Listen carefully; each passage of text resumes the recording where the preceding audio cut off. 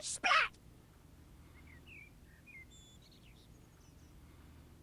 Pazoom! Splat! Hazoo! Kaboof! Kapow! Hey! Shazam! Yazoo! Splat! Boof! Alright, fine! I'll play Croc, Legend of the Gobbos. Jesus. Hello and welcome to the Z-Man Show where, apparently, I can't read a good book anymore. Yazoo!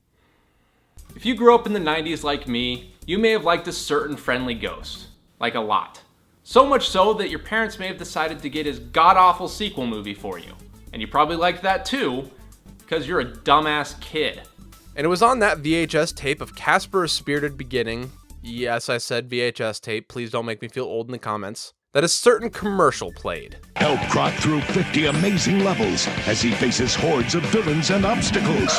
From swarming sharks and giant bees to slippery glaciers and hot lava. Croc, Legend of the Gobbos. Oh my god, it's burned into my brain! And it must have burned into my parents' brains as well, because one day it just kind of showed up at my house. The sad part is that even though I owned this game for years, I rarely played it. I remember beating the first boss and then having to get off for some reason, only to come back and find that my save file was gone and all the controls had stopped working. So 7-year-old me said screw it and went back to playing Jumpstart 3rd grade. Because I was a cool kid. You know what? I need to give this game a real shot. Who knows, maybe I missed out on a cool game from my childhood. Croc was developed by Argonaut Studios, the developers behind the original SNES Star Fox game, as a Yoshi title for the brand new Nintendo 64 system. However, upon seeing the game, Nintendo rejected Argonaut's pitch, likely due to the ongoing development of a similar game in Mario 64.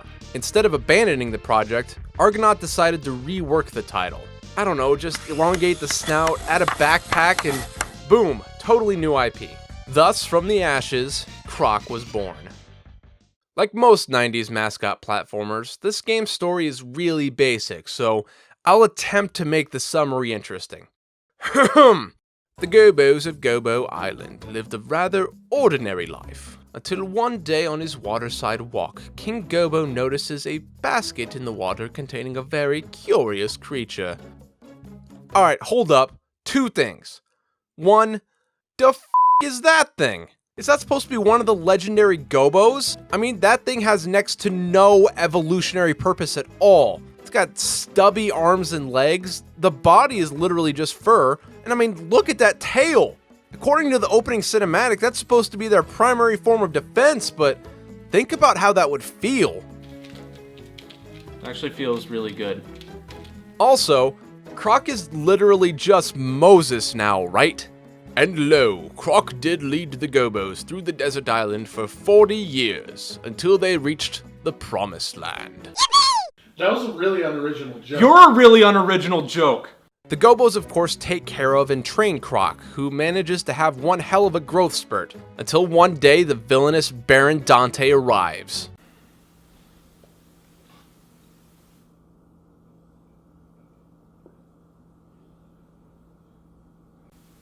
No, Zach, you're better than that. Dante and his Dantinis scatter the Gobbos and capture King Gobbo, but not before the king summons a magical bird to whisk Croc away to safety. I really don't know what I expected here. The cool thing about knowing the history of this game's development is that you can really see the underlying Yoshi game here. Croc is obviously Yoshi, the Gobbos are the Toads, Baron Dante is Bowser, and the Dantinis are... Well, actually, I want to leave the Dantinis alone. Mostly because I like the idea of Yoshi fighting literal demons. Like a Yoshi Doom. Somebody get on that right now. The first thing you see after that opening cinematic plays is the title screen, and it's so freaking good. Everything's easily discernible and accessible. Both the background and foreground are dynamic, which gets you really excited to play the game. And the music.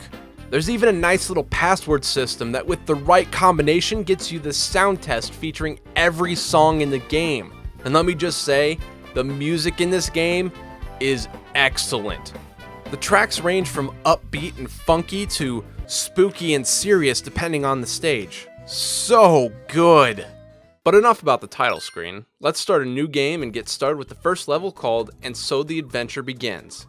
Oh god. Oh no. Oh no! Tank controls. Well, there are technically two ways of controlling the game depending on the controller you have. Have one of the original PlayStation controllers and you're playing on the D-pad with tank controls. But if you have one of those newfangled DualShock controllers, you can just hit that little analog button and start using the control sticks. Not that that's necessarily better. This means that depending on your control style, Croc is either immediately too stiff or too slippery. Understandable for an early 3D platformer as long as the level design fits. Luckily, the first level works pretty well with any control style. It has a wide open design that shows you everything the game will have to offer. And without any real danger, you can get a good grasp of the game's controls, letting you test out your jump, your attack, your ground pound. Oh, he did. You also get to experience the core mechanics of the game. You grab crystals which act as your health, and like the Sonic series, you lose them all if you get hit. Get hit with no crystals and you die. Your main objective is to grab Gobbos scattered throughout the level. These guys can be easy to spot or hidden behind semi-tricky puzzles and... Oh my god, shut up! I will grab you in a minute! You go through room by room, gathering crystals and Gobbos, until you finally reach a room with a gong and a door with 5 colored crystals on it. If you've been grabbing the crystals diligently, you will have gathered all 5 Chaos Crystals and will be able to open the door which leads you to one last puzzle to grab your 6th Gobbo. And that's just the first level of the 32 that you'll need to do to beat this game. Croc is split up into 4 worlds called Islands. Grass, Ice, Desert, oh god, I'm starting to sense a pattern here, and Castle. Each island contains 6 regular levels as well as 2 boss levels for you to take down. Each has its own enemies, obstacles, and extremely obvious level themes. And to be honest, this game's graphics have aged pretty well compared to other PS1 games. And that's due to the colorful graphics style and overly cute character designs. The worlds, while slightly varied in appearance, all work on the same concepts. Multiple rooms holding platforming challenges and sometimes little puzzles that you'll need to complete in order to grab keys, Gobbos, or colored crystals. These rooms can range from pitifully easy to, damn it, I can't freaking do it! Most of your time in this game will be fighting with the aforementioned controls and the god-awful camera. This is a very early 3D platformer though, so of course the camera's not going to be good. Even the revolutionary Super Mario 64, which came out only a year before this game, didn't quite know how to handle a 3D camera. But Croc just made some odd choices. The camera is controlled by using the 2 shoulder buttons, left and right. But boy, the camera wants to get caught up on walls. Any wall, all walls. But instead of swinging around the wall, it just sits there, fighting the wall, fighting you. Now this wouldn't be too bad, but anytime you move Croc, the camera tries to reset its position behind him, and it's infuriating. Like when the camera doesn't let you get to a proper angle for a platforming section, so you try to compensate only for the camera to swing around, changing your control direction, and you die! Damn it! And when you're not fighting the camera, you're slogging around with the controls, no matter what control scheme you're using. Now I went ahead and played this game twice, once with the standard controls and once with the analog controls. And I can't tell which one this game was made for. I mean, I'm assuming it was the standard controls, considering the DualShock 4 didn't come out for another 4 months after this game's release, but I'll be damned if there's not issues with both control schemes. And that's whether you're playing with tank controls, which feel too sluggish for later, quicker platforming sections, or if you're playing with the analog controls, which are too loose and slippery for more detailed platforming. But each level seems more suited to different controls. Analog works better with the wide open spaces like the first levels, but on smaller platforms has a tendency to fall off with its wide turning radius, which leads to many deaths. The original D-pad controls work better for those detailed platforming sections, where tight turning is crucial and good positioning is necessary, but not as great in later levels when platforms start to fall, necessitating quick movement, which leads to many deaths. Then there's the camera again with poor 3D perspective that makes some jumps look closer than they actually are, so you try to stop your momentum to avoid going over the platform, only to fall to your death because you needed every inch that jump arc had. Of course, you could always use the camera tilt function that moves the camera at an up or down angle, either tilting up to see off in the distance or down to help you see platforms. It just has this one tiny flaw where the instant you jump, it snaps back to the default position, confusing your instincts and making the jumps way harder. Fortunately, the first world is pretty easy, except this one minigame. And with little effort at all, you make it to your first boss fight.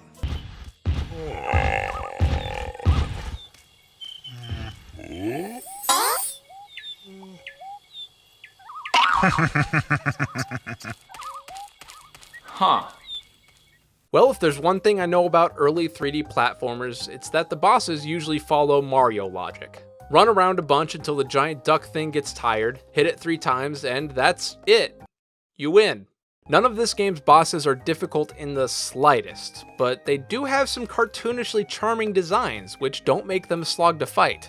Besides the overgrown mallard, you'll also fight a pugilist ladybug, an abominable snowman, a guy with a jetpack, a kid with a balloon. Huh. Baron Dante got a little lazy there towards the end. I mean, just look how bored he is. After the grass island comes the ice island, which means exactly what you think it does.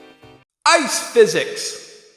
And pretty well done ice physics at that. Croc behaves exactly how you think he would on the ice, and switching from ice to any other surface feels natural.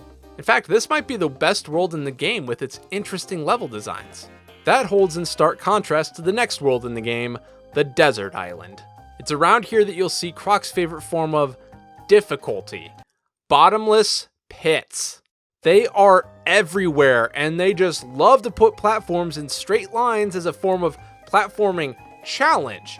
Especially these tiny columns that are way too difficult to land on for their own good. Of course, it might just be that I suck at video games, but when there are countless situations where one minuscule misstep causes you to lose a life, it can be rather annoying. So after riding on some elephants, killing some puppies, and falling in so many bottomless pits, Croc finally reaches Baron Dante's castle for one final assault. Although honestly, is Baron Dante even that bad a guy? I mean, he helped a ladybug become boxing world champion, he gave this dude a jetpack, and he really, really loves his mama. Her pictures are everywhere. To me, this world is a little infuriating. I mean, it has some really cool ideas like this block puzzle that you need to solve to get to the next level. But then there are sections like this that's just an example of bad level design. These blocks are floating over bottomless pits, which generally means stomping on them leads to death. In past levels, what that meant is that there's a button or switch of some kind which gives you platforms to land on. But not this section. After running around with my head cut off trying to find the switch, I finally got desperate enough and stomped on the box to reveal a cog that Croc safely landed on top of. Level design like that and all of the bottomless pits everywhere makes getting to the final boss frustrating. But with enough perseverance, Croc can get through all the levels, and this kid, who we blow up with dynamite by the way, and make it to the final confrontation with Baron Dante, which is really easy. Of course. 3 phases of running around, baiting Dante to attack you, which allows you to finally hit him, including a phase where he can just fly through the air.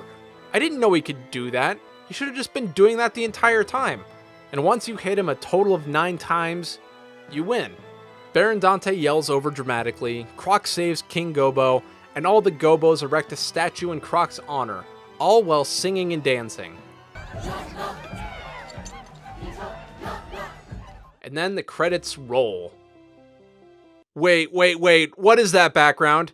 I've never seen that background. None of the levels I've played have had that background. Oh god, this game's not over yet, is it? Nope, we have one more secret island to get through, and the only way to do that is to save every Gobbo. Oh no. Oh yeah, you need to get every Gobbo, including the ones locked behind those nearly impossible minigames, so you can either beat your head against the proverbial wall over and over and over, or you can cheat. So Croc, being an earlier video game, had a few logic issues within it. The way the game is supposed to work is if Croc saves all 6 Gobbos in 3 stages, then a new secret level shows up. Play through that level and you get a puzzle piece. Get all 8 puzzle pieces and you get access to the final island. However, instead of checking if each level has 6 Gobbos, the game checks if all 3 levels have 18 Gobbos total. So, theoretically, if I only get 5 Gobbos in one level, I can get 7 Gobbos in another level. But that's impossible, right?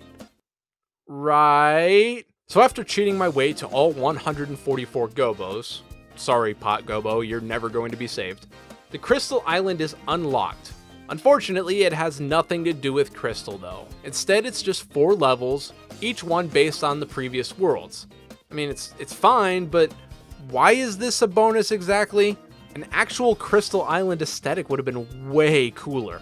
Sure, each level acts like a hard mode for one of the previous worlds, but there isn't really a point here. There's no Gobbos to save, no puzzle pieces, no real collectibles at all. Just 4 more levels and a final boss fight with Crystal Baron Dante. This form of Baron Dante actually is the most interesting boss fight too.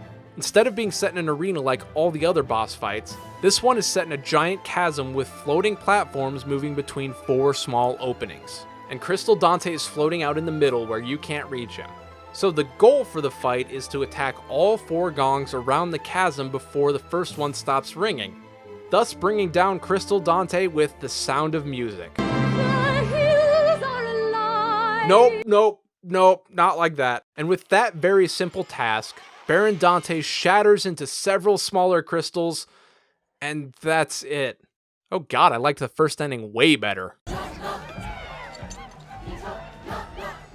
So that was Croc, Legend of the Gobbos. And it was alright. It needs to be remembered when looking at this game that it's 20 years old now, and that many things have changed, especially in 3D platforming. Compared to other 3D platformers of its time, it fits somewhere in the middle. Sure, it's not as bad as Bubsy 3D, but it's not as good as Crash Bandicoot or Super Mario 64. It's just meh. The graphics for the time are solid with its colorful worlds, and the music is fantastic. But playing the game, it's aged poorly. A lot of the mechanics and level design concepts don't work anymore and come off as a bit simple. But the sheer charm of the world of Croc and the Gobbos helps pull the worst bits up, creating an all-around adequate game. Is there any reason to play this game today in the year 2018? I definitely wouldn't say so. Not unless you want to review it for your YouTube show or something. Oh god, what is my life becoming?